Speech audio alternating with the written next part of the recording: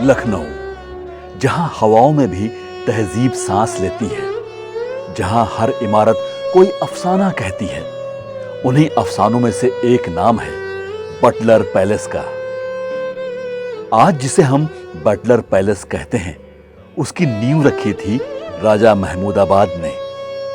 उन्हीं राजा महमूदाबाद जिनकी रियासत गोमती से लेकर गोंडा और अंबेडकर नगर से नेपाल की सरहद तक फैली हुई थी।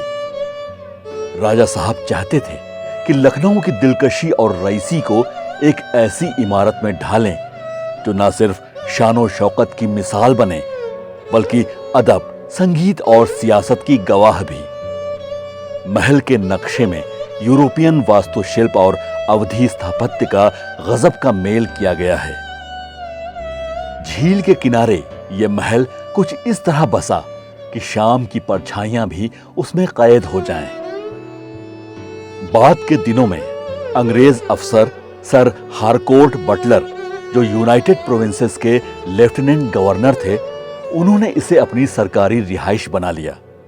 तभी से इसका नाम पड़ा बटलर पैलेस। अंदर की सजावट ऐसी थी कि यूरोप के महलों की याद आ जाए। इटालियन टाइल्स, कांच की झाड़ फानूस, लकड़ी की तराशी हुई छतें और महफिलें, जहां शायर, रक्कासाएं और सियासतदान सब एक छत के नीचे बैठते।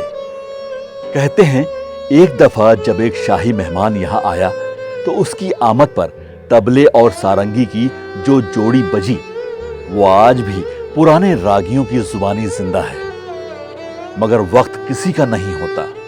आजादी के बाद ये इमारत सरकारी दफ्तरों और गोदामों में बदल दी गई। रौनकें बुझने लगी, दीवारें चुप हो गईं।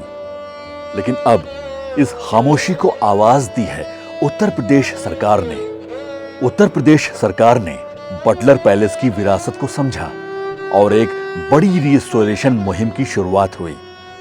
हर कोना, हर दरो दीवार जैसे फिर से सांस लेने लगी। पुरानी छतों की नक्काशी दोबारा जिंदा की गई। इस इमारत के लहीम शहीम दरवाजे को बहुत ही खूबसूरती से रिस्टोर किया गया है, जो अब पहली नजर में ही आपकी तवज्जो को थाम लेता है। सरकारी कोशिशों और विरासत प्रेमियों के जज्बे ने इस इमारत को फिर से उस ही शान और सजधज में लाकर खड़ा किया है। बदलते वक्त में जहां सब मिट रहा है, वहां बटलर पैलेस अपने अतीत की एक झलक बनकर आज फिर लखनऊ की आंखों का तारा बन रहा है।